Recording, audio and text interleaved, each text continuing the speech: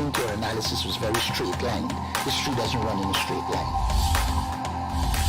Kid, you cannot tell your neighbor he is stealing ducks when you are stealing frogs. As High Commissioner, I was wrong. As Charandas Prasad, I reacted naturally how any person would have. I did not come here for that kind of abuse. I did not come here for that kind of abuse. If you're going to go down that road, I'll walk off.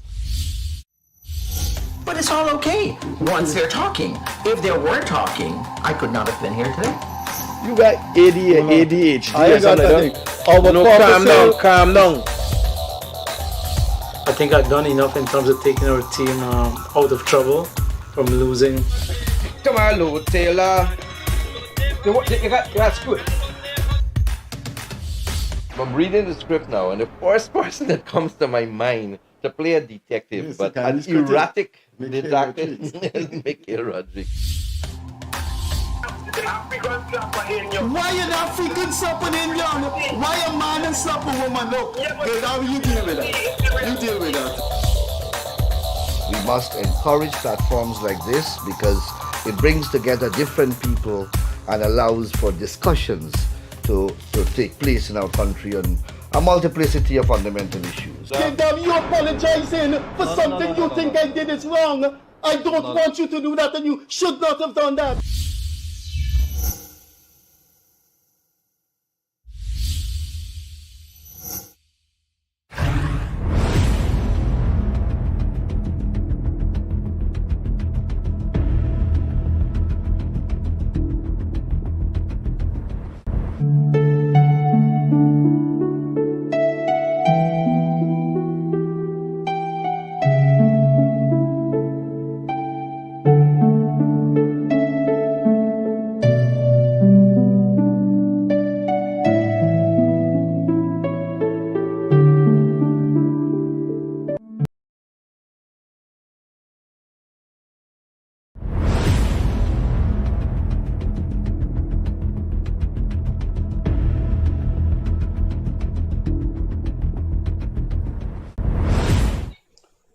Wherever you are, good evening, good morning, good afternoon, good night.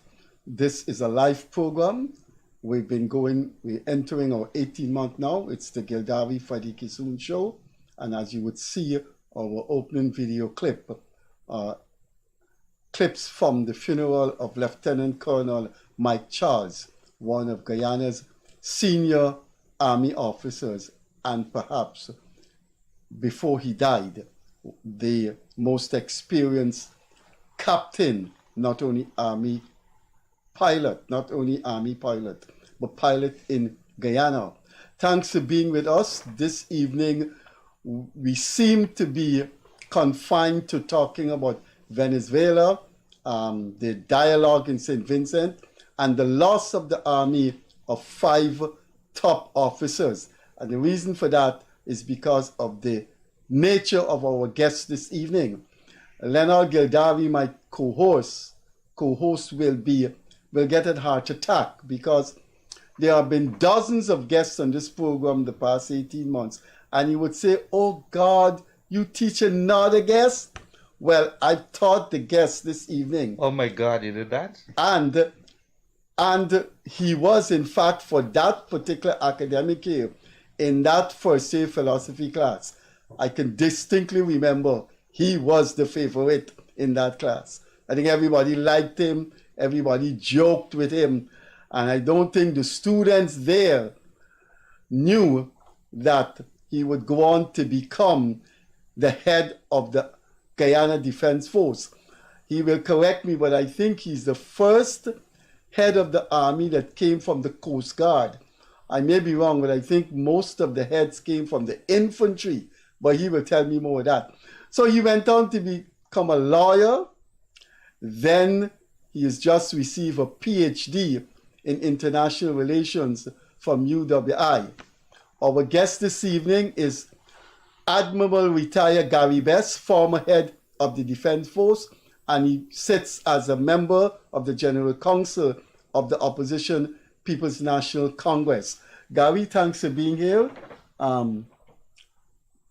Thank you very much. I think you may have met the famous journalist Leonard Gildarie before, have You you? keep saying famous. Infamous. Okay. I met him before, yes, indeed. But thank you for having me on the show. Thank you very much. So how have you been keeping up with? You have lost 5 officers that you had to know personally because you were head of the army. That's correct. It's a sad and tragic moment for me. And as I said today when I spoke at Mike's, the penultimate part of Mike's funeral today at the Promenade Gardens, that it is still surreal for me. I'm still struggling with the fact that he's gone, because generally I would have gotten a chance to see the crash site and see some evidence of this this crash, but I haven't seen anything as yet. And I think in my mind I'm still trying to transition that he's gone. I always thought Mike would live another 10, 20 years. I didn't see it coming, so it's really been tragic.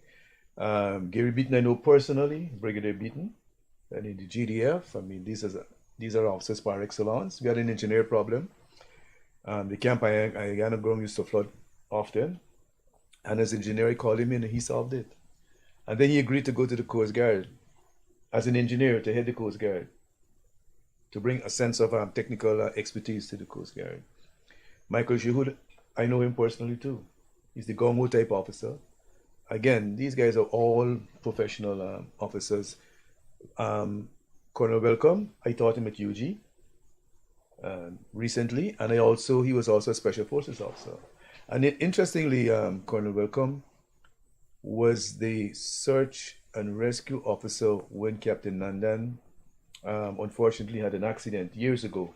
He went up the mountain, and I was hoping and praying that as an officer he was Special Forces at the time, who went on the search and rescue that turned into recovery, that this time we could have gone out there in the search and rescue and bring him back, but that was not to be. So I do know these officers very well, and it's very, very heartrending, including the now warrant officer, but formerly Staff Sergeant Khan.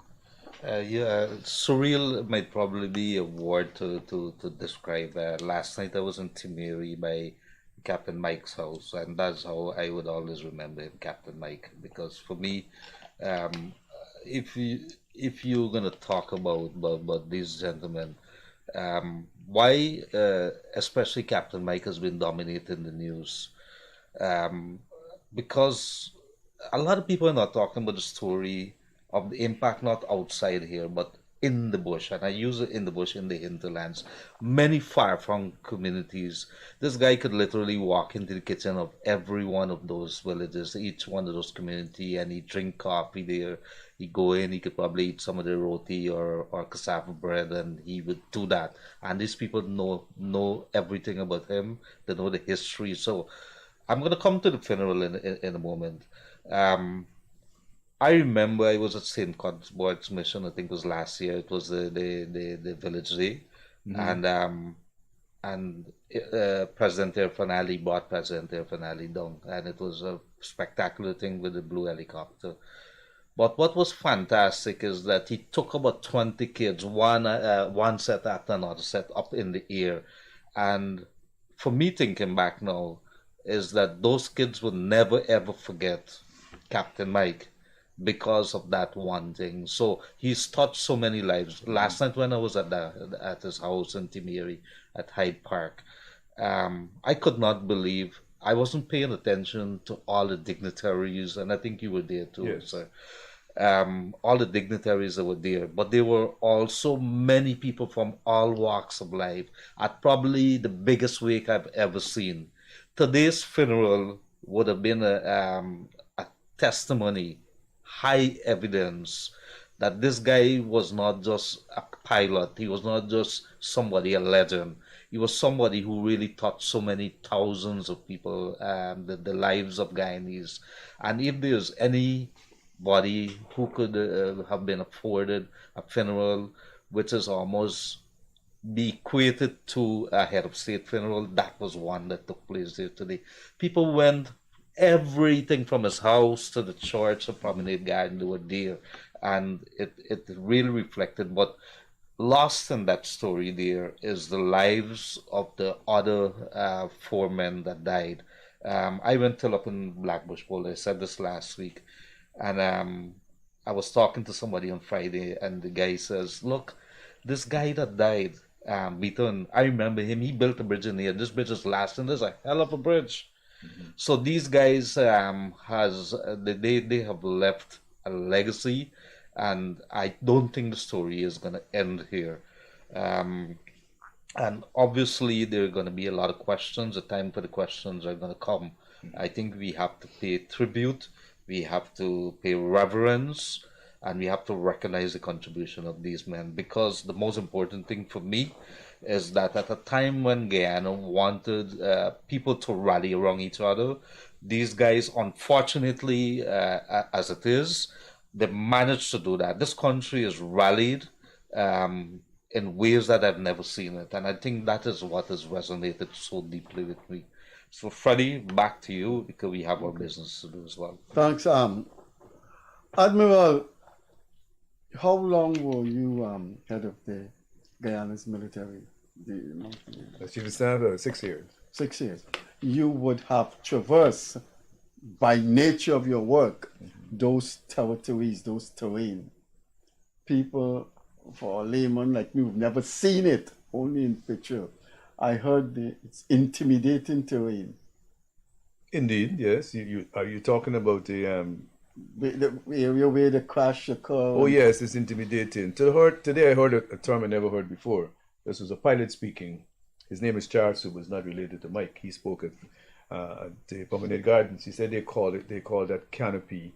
They call it the broccoli canopy. The what? Broccoli. They call it broccoli. It looks like broccoli. It looks like broccoli from the top. It's a very thick canopy. It's virgin. A lot of the jungle, a lot of the forest is virgin. So yes, indeed, it's very intimidating. Very intimidating, and it stretches right over into Venezuela and parts of Brazil. It's also part of the Amazon. So we're part of the Amazon, even though people don't recognize that. Guyana's forest is part of the Amazon. So it's intimidating in the sense that if you're on the ground, it is very cool, because when you look up, there's a forest cover. It's very cool in there. But if you're flying or you're a pilot and you run into trouble, that canopy there is what you have to navigate. So lots of things could have happened with the aircraft, and that's a helicopter when it hit the canopy and had to get down there. So I mean, it's going to be an inquiry. So we wait on that to hear exactly what the inquiry is. But you would, as head of the army, you would have flown over those territories as part of wherever you were going. Oh yes, indeed. And you were. And Mike has been my pilot as chief of staff, and many other chiefs of staff. He's a very senior pilot. So Mike would have flown many chiefs of staff, Brigadier Major General Natalie, Major General Joe Singh, myself, Brigadier Collins. He would have flown all the chiefs. He was that senior, and he was a senior pilot as a young officer. So it's not, he was so good that he got seniority very young as a pilot, and he would have flown quite a lot of us. Yes. Jerry Gubayé was there last night, our national security chief, and he says Mike, in his very early days, told him when he just joined, he says, "I'm coming for your job. I'm coming to take over your job." And Jerry says, he smiled, right? And Mike did exactly that. As an experienced head of Guyana's military, we don't want to speculate. So I'm not getting into the area of speculation. I'm getting into some thoughts you may have, which is quite different from saying, I think this or I think that happened. What would be some of the problems a pilot, both civilian and army pilot, would find around that area? What would be some of the problems? Is the weather? Well, it's a tough question, because I'm not an aviator. I'm a maritime man. I'm a naval man. But I think one has to consider the weather, because those of us who fly the sea, we have to deal with weather. There's several layers of atmospheric conditions that aircraft would encounter. So one can think about that. We don't know exactly specifically what it may have encountered, but there must have been different atmospheric conditions. We know for sure that the weather was not kind, because it took a while for them to go in, actually, and rappel and to see exactly what happened. So yes, I think the weather would play a major factor, and it always plays a factor when there's an aircraft in the air. I read a report in the Miami Times that the Venezuelan soldiers wouldn't last an hour there. Well, that's a positive report. There was a good report. There was a good writing up on that in the Miami Herald, and they described the territory, and they said Venezuelan soldiers wouldn't know their way around there. What I need of you to know now, in this day and age of runaway technology, a plane going down there, you would find it because of the emitting of the ELT, yes. So people who crash there and survive would not have to spend days without being located, right? Well, it all depends. Again, it all depends. There's the ELT that signal goes out, and technically it's like a search and rescue signal. It's a call for help signal, but it depends on the canopy. It depends on the covering. It depends on the condition at the time. So if you notice, they may have had to rappel at a particular point and then move on foot to get to about the a mile away. So it's not as easy as you might imagine. So yes, with technology, one should get to a site faster, but you still have to come to the human effort, the human factor that goes down and would trek to that site. And I think that's what happened. And having regard to the weather, it took them some time to get in. And I know the GDF, they would have gone there as fast as they could have gone, as fast as possible. So whatever speed they took and time they took is the fastest they could have done given the circumstances. But it's a mountainous area, right? So that's another treacherous situation in times of bad weather. Yes, but the aircraft, pilots are trained to fly, so they recognize mountains. But again, if you have wind shear, if you have different types of atmospheric conditions, that could bring some type of difficulty to the pilot. We have to conclude at least something happened to cause the aircraft to go down with such an experienced pilot. And it may very well be something beyond the actual machine that he's managing, but an external factor. But we have to wait until there's an investigation to determine that. External factor meaning could be a natural external factor. I don't want to. It could be natural. It could be supernatural. Okay, it could be supernatural, right? Well, extraterrestrial. And you said yes to that, supernatural. Let me ask you. The pilot is as good as his machine. You said there could be external factors. You are not ruling out as a former army chief that they could have been shot down. Look, there are many possibilities. Right, but you now rule that out in your mind. We don't have the information on the ground. Right. But from where I sit, I would say there are many possibilities. We have an active threat against our territory also. So it is reasonable for a person to infer that is it possible that there was some electronic jamming of the helicopter? And that is possible for your knowledge? But because the technology is there. Is there. But was that the case? I can't say. We have to wait an inquiry. But we have two survivors. They would, if there was any jamming there, they would be party to the discussion of what is going on. Charlie would say, "What the hell is going on here?" Not necessarily so. Remember, they're all equipped and they're mic'd up and they have their own individual communication and some joint communication, but it doesn't necessarily mean so. It doesn't necessarily follow that they would know, but they may. And of course, when they do the inquiry, the survivors will be able to say what has happened. So we have a good chance, an excellent opportunity of knowing what happened because we have survivors. Yeah. So that should reduce the level of speculation. Two things stuck out at me there with that entire incident. One was the speed in which they were able to pinpoint and say generally we know that something happened in this area and we could probably be able to do a search and rescue in this particular area because of that ELT, which is emergency locator transmitter. The second thing is we talk about the canopy, right? I was surprised that they were able to just fly over in that area because if you're flying over Guyana Forest, you have done that many times. Something could happen over there and you're flying here and you have no idea. That is how dense the forest Yeah, is. it just covers Yeah. whatever is there. So imagine also you putting down your rappelling people, the soldiers in a particular area, and they have to walk 1 mile in dense forest to get there. And they could not be taken out there, one, because of the weather. And I've flown that area there a couple of, not that particular, but other areas.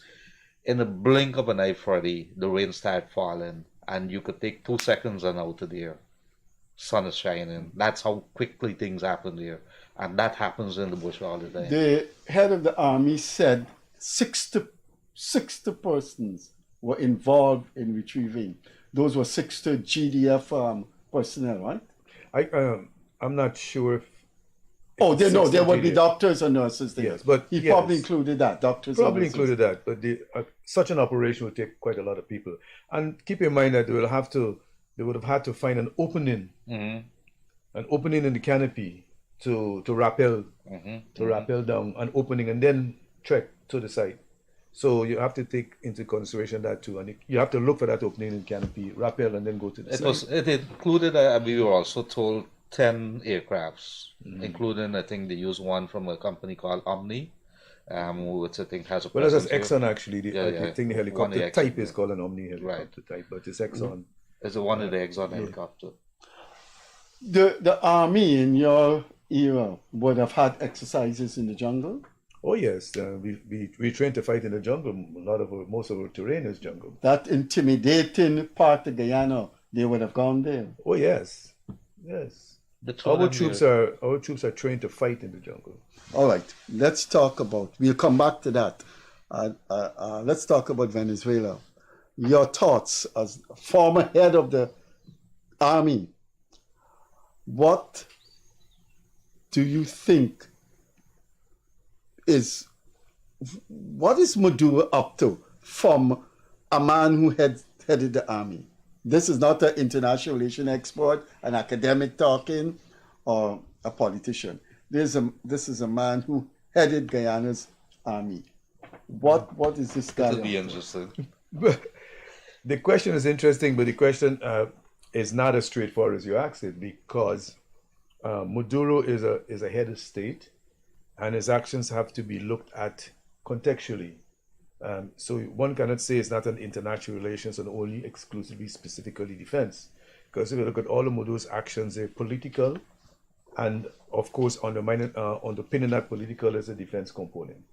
So what is Maduro up to? I can only say that Maduro is up to trying to pressure Guyana to enter into bilateral discussions to solve what he considers to be a border dispute. That's what he's up to. That is his ultimate objective. And we have rejected that because there's no border dispute. It's a border controversy. A controversy arose because of a posthumous letter written by a gentleman that said there was collusion. Which was open when after he died. But yeah, exactly that. There was a collusion in the 1899 Arbitral Award. So, and as you might be aware, Geneva Agreement was prepared as a mechanism to deal with this matter of the border controversy, not a border dispute. There's nothing like dispute in the Geneva Agreement. There's no execution in the Geneva Agreement, and there's no word or two words border dispute. So I think the Geneva Agreement technically, or in essence, checkmated Venezuela, because all it could have allowed them to do is provide evidence of a border controversy, which they never did. So Maduro and successive Venezuelan heads of state, in my view, as I've seen it historically, decided to have a narrative that says border dispute, let's discuss it bilaterally, because that's one of the mechanisms in the Geneva Agreement. Only one, but they treated it as the only mechanism. And they've kept to that script. And that script they've kept to, and we've kept to the Geneva Agreement, and right now we're the ICJ. So again, to go back to the original question, that's what Maduro wants. That's what he's hoping to achieve. And that's an impossibility, because the ICJ will have to determine the validity of the 1899 award. Not the award, just the validity of the 1899 award. And that's where the case is. What are your comments, sir, about the narrative that Maduro probably knows this ain't going nowhere, and that ahead of elections next year, that his move is really to just declare a state of emergency, gather his people around him, At this point in time, the whole Venezuela, according to him, or the majority of Venezuela, 10 million of them, according to him, is backing him. And all he is just saying, he just wants them around him, declare state of emergency because Guyana threatens him, and then there's no election. No elections. So therefore, he remains in power because he knows if he goes to elections, America looks on the free and fair elections, he's lost because he's unpopular. Your thoughts on that? But this is where your IR international relations training come in now. Well, it's plausible. So you just had your very plausible. It is plausible, but keep in mind also that President Maduro, I believe, is on a precipice. I think he's reached strategically a precipice. So he may well be thinking how to come off of that precipice. That is something I think he might be considering, because it is difficult for him, in my mind, to push further. There is that possibility, but if he pushes further, it will involve the rest of Latin America, particularly Brazil. As you know, the land route to Guyana is through Brazil, and Brazil is already conducting blocking operations by increasing their military forces there. What Maduro also could be planning, which is also plausible and reasonable, to promote what I'd like to call a settlement incursion, something similar to what the Israeli and Palestine. So a number of Venezuelan nationals coming to Guyana and eventually settling in different parts of Guyana and establishing living conditions in Guyana, and perhaps even if there's squatter settlements, subsequently you provide water and light, and those are living settlements. And then it's difficult to uproot a settlement. So Maduro may not necessarily be planning a military invasion. It could be a civilian invasion. So one has to look at that very carefully. And that is why it's important for government to really try to understand and relate to the Guyanese population in an open manner about the number of Venezuelan nationals that are in Guyana, those who are of Guyanese descent, those who really fit into the category of refugees, and those who fit into the category of economic migrants, underpinned, of course, by a specific number of nationals that we can absorb in this country based on our current economic situation. But what purpose would that serve? Because both Grand Falls already, we already in this situation here, the people are already here. According to official figures, I'm seeing there's about 19,000 registered officially in our books, but of course there could be more. What purpose would that serve at this point? And then we don't have the kind of manpower to basically check on them, like what America does. They track people, they keep an eye on them. What purpose would that serve? Good point. The good point about we don't have what we have to get. Right. If not, we can have another 19,000, based on what you were saying. But I think Trinidad did it different this way. They announced an amnesty for a period, I think 18 months, and they asked persons to come in. Because if it's an amnesty in your country, you decide not to go in, it raises suspicion.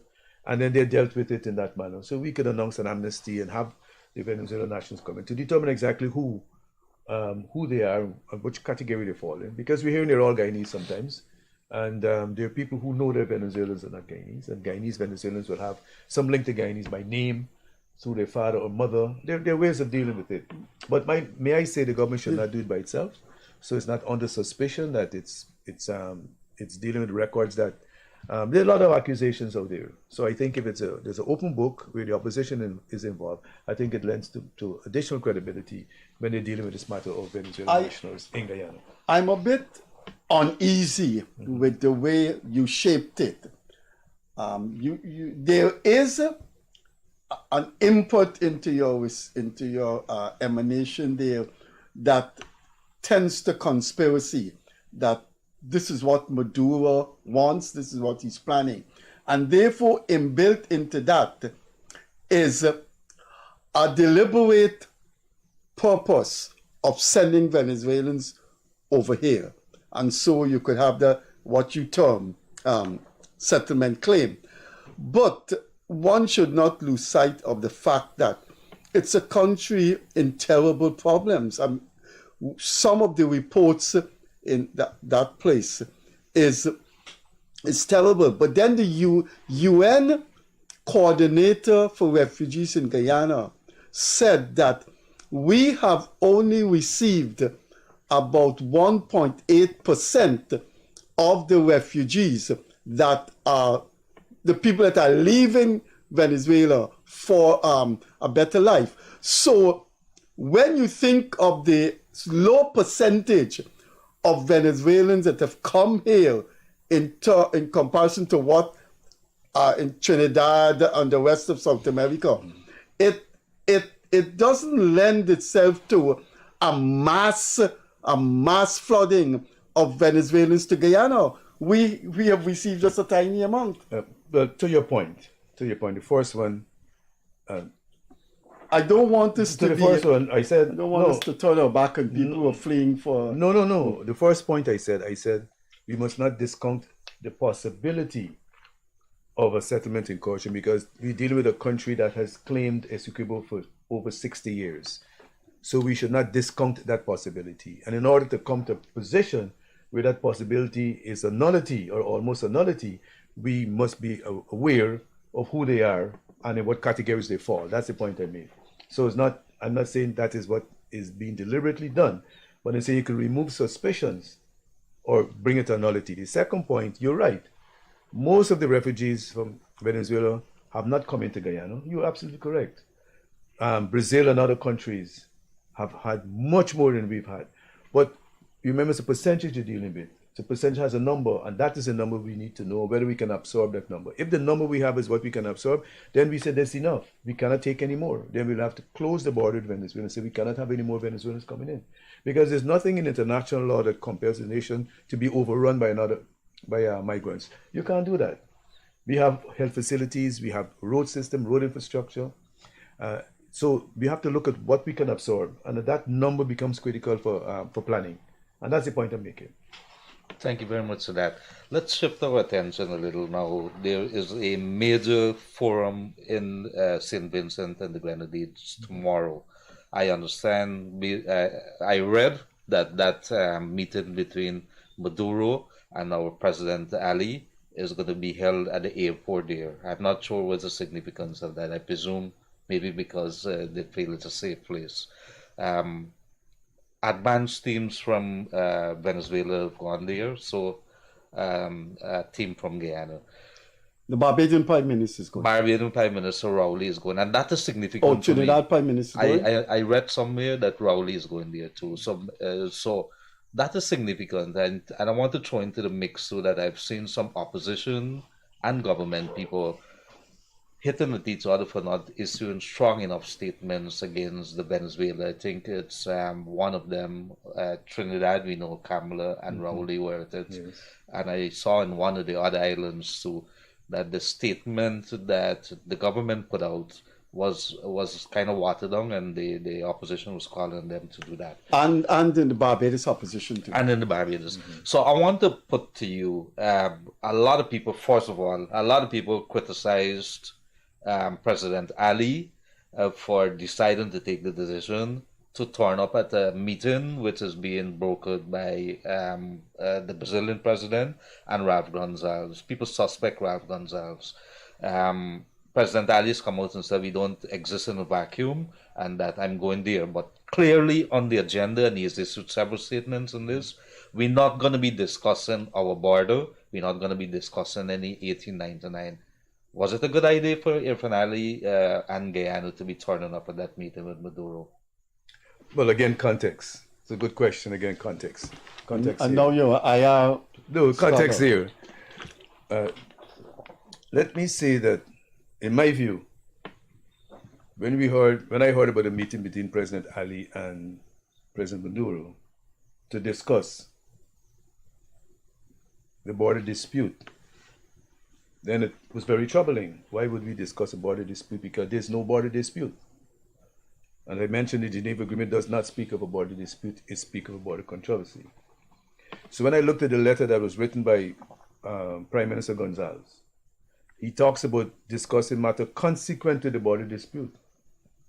And therefore, it leaves a big open space what can be consequential to the border. Sorry, consequent to the border controversy, mind you. Let me correct myself. Consequent to the border controversy. The controversy has not yet been determined by the ICJ. So that was troubling to me. What will President Ali speak that is as a consequence of the border controversy when that is still before the ICJ? So that appeared to be a ruse, in my view, coming from Prime Minister Gonzalez. And then he talks also in a letter about de-escalating the tension in the region, when at no point in time did Guyana ever threatened Venezuela. So that was very troubling. And then President Maduro's letter, which says he's going to discuss the border dispute, his language in his letter. So to my mind, those were very troubling. President Ali's letter is very clear. His letter is very clear on what the objective, which is the matter is for finality at the ICJ. His most recent missive that I saw this evening, very lengthy, explains quite comprehensively the government of Guyana's position. However, what has not been said is what should President Ali be talking about when he gets there. The average Guyanese is asking this question, well, if he's not discussing the border controversy, what is he going to be discussing? Let me put it this way, sir. If we did not turn up, would it not have? What would have been the implications if we had been refused? Well, I haven't gone that far yet. But I was going to say that. I was going to say that, in my view, have regard to the fact that one, the letter in my view, the letter from President Maduro is outside the Geneva Agreement.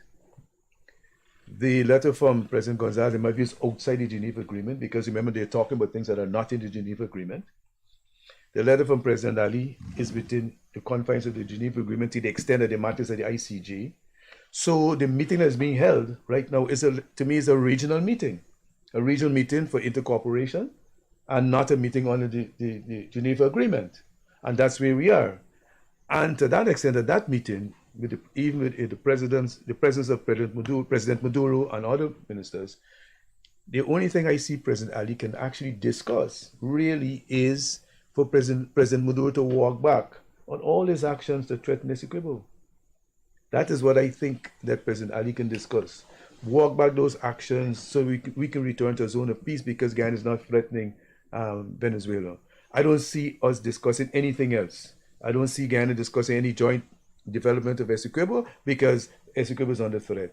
I don't see Guyana discussing climate change at this point in time, because that is not something important. And certainly the president is not going to be discussing the border controversy. So there's little room, and I believe that by President Ali introducing if he introduced a discussion on President Maduro walking back those decisions that threaten Guyana, that may very well be in accordance with the way other CARICOM heads are thinking.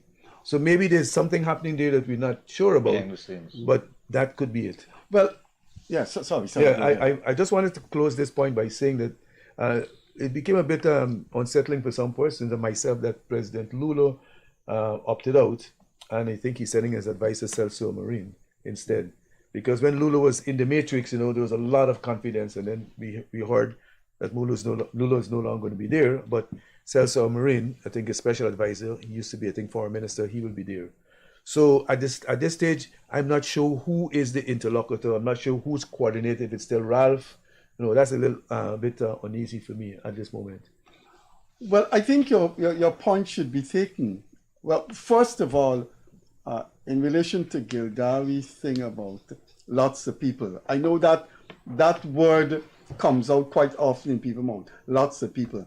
But I don't think there has been a crescendo of criticism in Guyana of why Ali is going. There have been a few letters in the press. When you look at them, it's coming from people who are not really embracing of the government. So that is understandable. But the second thing is, I think he is compelled by the nature of international diplomacy to go, because the world, and literally the world, is calling on Maduro to, observe peaceful solution to conflicts, observe international law. And in that forum, you have a president who is going there and will say to the meeting, look, what we have here is an untenable position. a position that doesn't find favor with any government around the world. And therefore, there is need for Venezuela to listen to what the world is saying. And I see nothing wrong with our president going and making those kinds of pronouncements. It wins. You can't lose. We're saying the same thing. I'm just a bit more explicit than you. We're saying the same thing. That if the president does go to the meeting, right, and from all public statements he is going, then he makes that statement. That's how I see it. Because the president may not be saying what he's actually going to say, but I don't see how it falls outside of what we're discussing here, because you cannot discuss the border controversy. Mm-hmm. You cannot discuss consequential action based on the subsequently the border controversy. So it obviously means that he's going to be discussing something else, and the something else, in my view, is about President Maduro stepping off that high horse and walking. Are they going to be televising this? That I'm not sure. But there's another aspect to it. Our adumbration this evening is looking at it from the Guyana perspective. What about if this meeting gives Maduro a chance to back off from his jingoism? Excellent. And this is exactly what I'm saying. But could it be? We may not have to ask him to walk back. He himself may come off that high horse. But the price of it must be zero. That's my point. Not Guyana's territory. Well, I think the price of it will be zero for Guyana, because if I would assume that if he comes with his nonsense, the advisor to President Lula and Motley and the St. Vincent Prime Minister would tell him, this is not what we're here for. I can't see them saying anything otherwise. If you call a meeting to ease tensions and Maduro at the meeting increase the tension, the whole meeting no longer has raison d'etre. But this meeting is very, very important. Very important, because Maduro has already raised the tension from the time he announced the referendum to the referendum and then subsequent defiance of the ICJ. So this is a man who increases the tension. So that makes this meeting so important that as I understand, other Caribbean leaders will be going to this meeting. Mm-hmm. Right? So the fact that there are other CARICOM leaders in this meeting plus President Ali is very comforting for me, because it means we have a broader CARICOM position than just a statement. If indeed they're actually going to the meeting. I cannot fathom they go to the meeting and be on the side of Maduro. I can only fathom them going to the meeting and being on the side of President Ali, a CARICOM brother, and not Maduro. Everyone says when it comes to Gonzalez, things are up in the air, but he's not the only person that will be there from CARICOM. Well, there's two observations here. One, many of these CARICOM countries would have had some kind of ties, economic ties, whether it's oil or something with Venezuela. So we got to be paying attention to that. But I also want to stick in this. Do you believe that Maduro were probably banking on Guyana refusing to go to that meeting, and he would come out and say, look, it's not far off to think that. Mm-hmm. This man don't want to talk to me. I'm open for talks, and he doesn't want to talk to me. What else you want me to do? Our people have given me the mandate.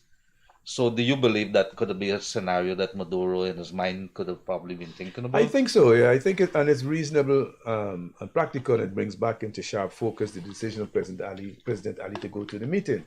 I think what created the sort of ambivalence among the Guyanese population, and what still creates that ambivalence about President Ali's visit to St. Vincent for this meeting, is that the population is not aware of what he will be speaking about.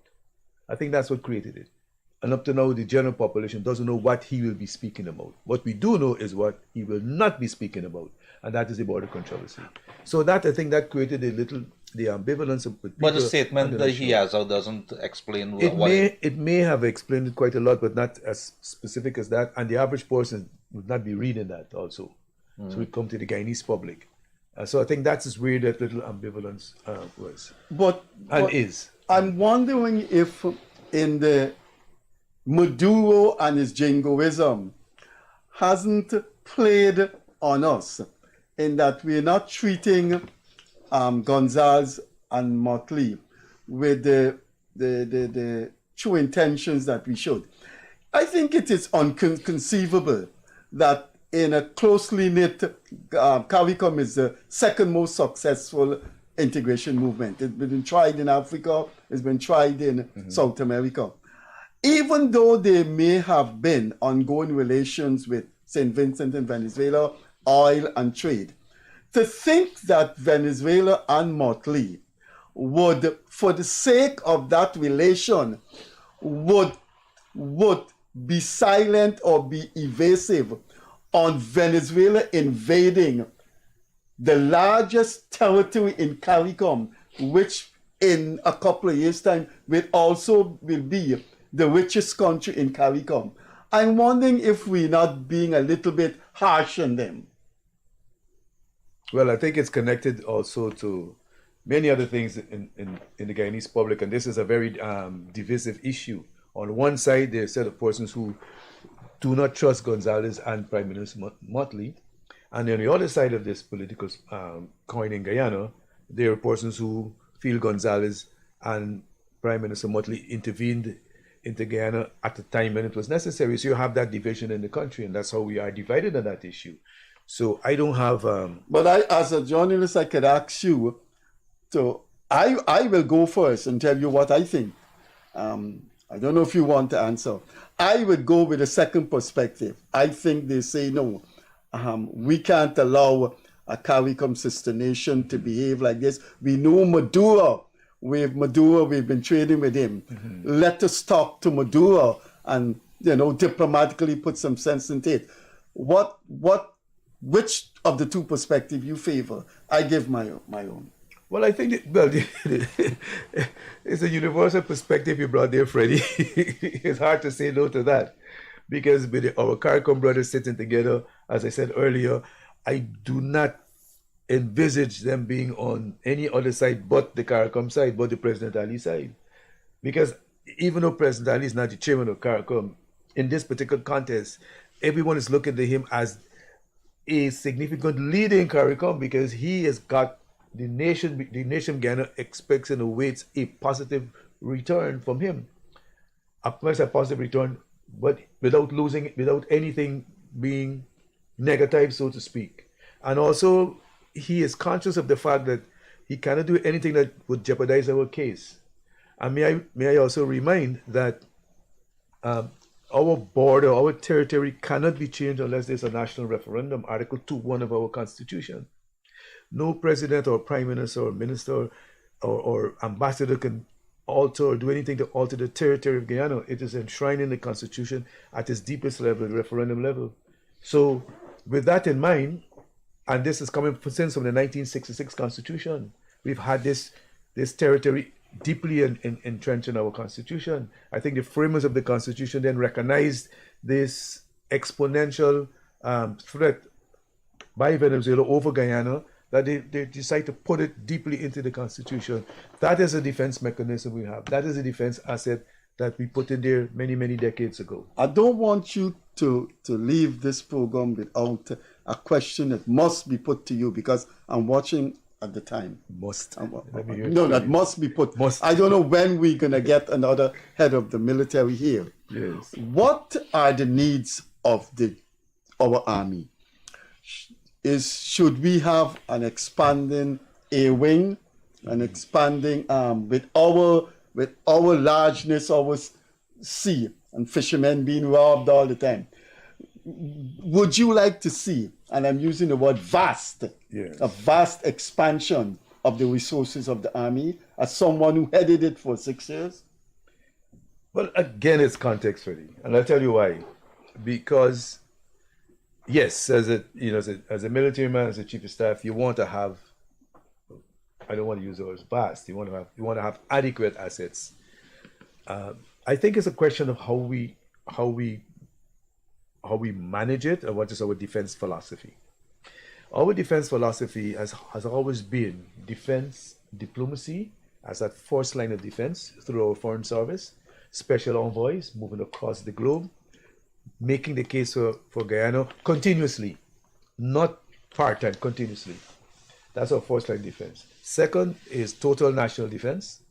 And this is in the context of Guyana, Venezuela, or Guyana, Brazil, because these are two nations with large forces versus a country with a small defense force. So total national defense, and if you will recall, Freddie, every citizen a soldier, that came from Article 33 of our Constitution, which says it is the duty of every citizen, Freddie, to defend the state of Guyana. And from that sprung the phrase, every citizen a soldier. And what does that mean in reality? It means that you have a small defense force, but the rest of the citizens can be part of the reserve. So the next concept is a small defense force and a large reserve. We've had a much larger reserve. Who comprises the reserves? The reserves are comprised of persons who do their regular jobs and decide they want to be part of the reserve, and they will train on weekends. The reserve does not comprise the regular force. And that was the construct. And then thirdly, it's the regional cooperation movement. You mentioned CARICOM, that we make our case. So you have defense diplomacy first. So to answer your question, I have to answer it in that context. So therefore, Guyana requires more assets, more defense assets. We do require, the defense force require more defense assets. But they're lethal and non-lethal assets. For example, total radar coverage of Guyana is a defense asset. We don't have total radar coverage. We can spend money on total radar coverage, so that's a defense asset. I'm not aware that the entire radar coverage is there as yet. Explain to our viewers, some people may not know. Well, civil aviation controls the airspace, so they're not able to see the entire Guyana and be able to detect every aircraft that comes into our airspace. We don't have total radar coverage, unless it has been done and to the secrecy of Guyanese, but I'm not aware of that. A second defense asset could be Guyana sponsoring a communication satellite for the region that brings vast amount of information, communication, and interoperability among not only Guyanese assets, but CARICOM assets. And also, it shifts the conversation to the possibility of having a CARICOM defense force as opposed to only a Guyanese defense force. So that's a defense asset. So a good defense asset also is improving the information flow and knowledge by Guyanese of what is happening. Because the government should be doing three things: information that can drive motivation, that then drives mobilization. So those are non-lethal defense assets. Now the lethal defense assets will be your actual patrol vessels that will go to sea. And I believe Guyana has, like any country, any person that has an asset, he or she tries to protect it. Your home, you want to build a fence around it. We have hydrocarbon resources to the tune of tens of billions of dollars.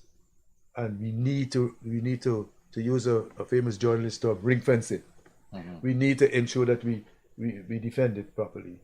Ourselves, we're going to get the greatest support from international forces if they see that we're spending on our own resources. So that's the way I would answer the question. Yes, we need more assets, but do not let us think only of lethal assets. They're non-lethal assets that could make Guyana. Right. I should also mention the frontier communities, where a lot of our Amerindians live in the frontier communities. They were the first to be titled. Some of the villages first to be titled on the western border, precisely that they will be living borders, precisely that they will be part of the reserve. So those are some of the constituent elements of the defense of Guyana in the context of Venezuela. Thank you very much for that, sir. The Irfan Ali government would have continued from that ICJ case that was filed by the David Granger government. They saw it very important, so important that they retained the council of Cargrenage, among others, and they built an entire team. I even saw statements coming out from Sir Srinath Rampal. So I want to ask you, in terms of your analysis of your look at how this government would have handled that ICJ case and then the subsequent threat and aggression by Venezuela within recent months, have we done everything you believe in the books to ensure that the diplomatic community, international community, the regional community, that they are apprised of what is happening?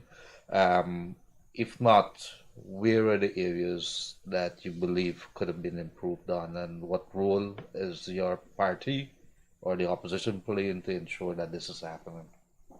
Well, Couple questions. good question. A lot of questions in that question. Well, I would say yes, it is commendable that the government continued the process of before the ICJ. I don't see how they could not have done so. I think more. I think in that question is the retention of former Minister Carl Greenwich as the country's agent, and that speaks to their confidence in him and some measure of working with persons who might be considered part of the opposition. But I would say that is just perhaps limited. I expected, and I expected and still expect that more will be done between the government and the opposition.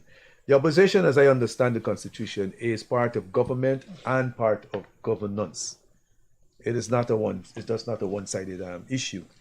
And there are a number of expertise that lie in the opposition, not necessarily specifically the Central Executive Committee or that, but persons who are aligned to the opposition, who would work for the opposition, and persons who see the opposition as a better option, and that would want to give their services there.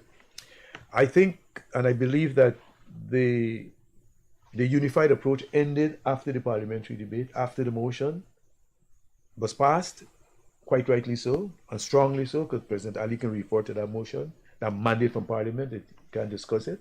But subsequent, that engagement with the opposition has been absent. Subsequently, I think the government feel it needs to govern, has a mandate to govern, but I like to remind the government that governance and government also, the opposition is part of government and governance. So much more can be done. To answer Gildarie's question, much more can be done. We can have joint meetings, joint discussions, more experts on the table, people, because we're speaking in silos. I'm here speaking, we're speaking in silos. But what about opposition unfairness? What about opposition using the Venezuelan thing to score points rather than unified patriotism? If our operator is listening, I want you to listen to this clip. You don't need to comment on it, but I'd like you to listen to this clip. Operator, can you play that clip if you're listening? I think the opposition need to be a bit more patriotic that it was President Hyde through his emissary, Dr. Barton Scotland, that discussed the sea lane route. Now, surely Mrs. Hughes should have done her research. Isn't that a piece of recklessness? Look, let me say this, because I have seen video evidence of the VP discussing the issue of a sea lane passage. I have seen that has been played. How it came about, whether it came about. There's a genuine video? Well, it's difficult for me to say given the ability of AI these days. But the point is that I have seen that being played. So I was going to ask you if you have researched that, because I have heard you say he said he didn't say that. And I am not somebody that is willing to bet my professional reputation on something that Bar Jack Deal says without very, very cogent evidence. No. That was a bad moment. Mrs. Yu said President Jack Dio, at the time president, offered Venezuela a sea lane. It subsequently came out that there was no such thing like that. That came from the Hoyt, President Hoyt, through his emissary Scotland. I put it to a very respected member of the opposition. And I think I believe she should have said, well, look, Miss Hughes may have got it wrongly, but let's move on. But she said she saw a video of Mr. Jagdio saying he offered a sea lane. I'm just giving you that as an example that I think when we criticize the government for not reaching out, we also have to criticize the opposition for being reckless, as Miss Hughes was. And at the clip we just saw. I don't want to put you under pressure. No, I have to comment on it because I'm sitting here and you're making the point. and you just show the video, I have to comment in it. Let me say that as far as I am aware, and I've seen the document to which the government is referring to, that an offer was made by the then Hoyt government via Dr. Barton Scotland, is a Venezuelan memorandum, because I've seen it. It is not a government of Guyana document. So I cannot trust what a Venezuelan memorandum is. The Venezuelans document of speaking about this issue. So that puts it in doubt. And that is beyond, that is a fact. It's a Venezuelan document. It's not a Guyana document. And well, okay, no one is disputing that. That puts it but in Mr. doubt. Jagdeo did not offer Venezuela a sea lane. Well, we should just just acknowledge that and move on. The opposition should. No, Freddie, you can't say that because you mean? Because there are two videos. See, there are two videos with him speaking, saying that he offered a sea lane to Venezuela. Well, haven't you seen? If you haven't seen the video, she asked me to research it. I thought you would have helped the public by provide. You could provide us with that. If you haven't seen the videos, the two videos with him speaking on this issue, then I can understand your apprehension. But there are two videos. I have seen both, right? And I will research them and have them sent to you. Please. But I have seen two videos. Mr. Gildarie and yes, I have seen two videos, and but there's no historical evidence, political evidence that during Mr. Jagdeo's presidency, he made this proposal to Venezuela. But Freddie, I'm saying I've said I've seen two. But videos. could that be AI video? Artificial intelligence video? A lot of things could be, but I mean, come on. So I have the authenticity of it. I leave that to you. Well, I leave that to you when I research it. I leave the authenticity. Our operator said our time has come. I wanted to ask you. But we have to end on an understanding that, one, it was a Venezuelan document that was being used to say that this was happening. You can't trust that. You can't trust your enemy's document. And sure you'd agree with me as a professor. And secondly, you have not seen the video, so don't comment on it. I will research it. And you've seen right. So it's a Venezuelan document. Yeah. So we can't accuse Mr. Hoyt and Dr. Scotland. Yeah. But there's a video of Mr. Jagdeo saying that. Gary, come on, let's end on a light note. But you remember long ago those philosophers that you were taught, and you still remember Socrates, Aristotle, Plato. That's right. Yes. And briefly, we have to go. What was your thesis on? My thesis was on the challenges of small developing states, and in fact, it's the ontological, epistemological, and methodological challenges of small states accessing climate finance for adaptation. Development. Ontological, epistemology. You shortly didn't forget your philosophy. Those are, we gotta go quickly. Leonard, we all the time. Thank you very much. And as we say goodbye, we also want to extend our condolences again, and our support and our prayers. If you're praying kind, unlike Freddie, doesn't pray. I'm not a believer, Gary. I think you know that when I did our philosophy. Support with the families and of all of our heroes, of fallen heroes, they will continue to fly high. Gary, your last words? Well, whatever you want to say. Well, anything you want to say. Thank you for having me on the show. I believe that all the platforms are important in this issue with Guyana, Venezuela. I think the fact that you decided to speak on it and to bring persons to speak on it is contributing to this challenge we have now with Venezuela.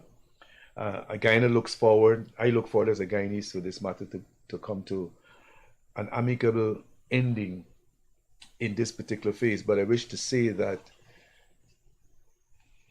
Venezuela for the last 60 plus years has taught its citizens that Essequibo is part of their country. In my view, it will probably take Guyana another 60 years for us to ensure that all our citizens it is so embedded in all our citizens that Essequibo belongs to us via all the mechanisms I talked about: defense assets, information sharing, joint operations, joint efforts. So I want to thank you finally for having me on the program. And as you would say, as professor to student, I think you acquitted yourself well. Don't, Gary, don't say a word. I'm speaking to my co-host, and then when he replied, we will end this program. Please don't say a word. This is not for you to hear, but you will hear it. Gildarie, we're about to close. This guy is just achieved a doctorate from the University of Guyana, the University of West Indies, and he's a Central Committee member of the PNC. Are we seeing the new leader of the PNC? Don't. Just say yes or no. We're gonna close. You can throw your hat in the ring. No comment from Dr. Gary Best. You were watching the Gildarie Freddie Kissoon Show. Our host was Dr. Gary Best, Admiral retired, former head of the Guyanese Defense Force. Now Dr. Gary Best, international relations scholar and Central Committee member of the People's National Congress. What he had to say was very interesting from the perspective of a former head of the army. We will see you here on Friday evening, and then we will be back on Monday looking at the threat to Guyana. Thanks for being here, and thanks to Dr. Gary Best for giving us his precious time. We'll see you on Friday. As I normally say, bye-bye, catch you later.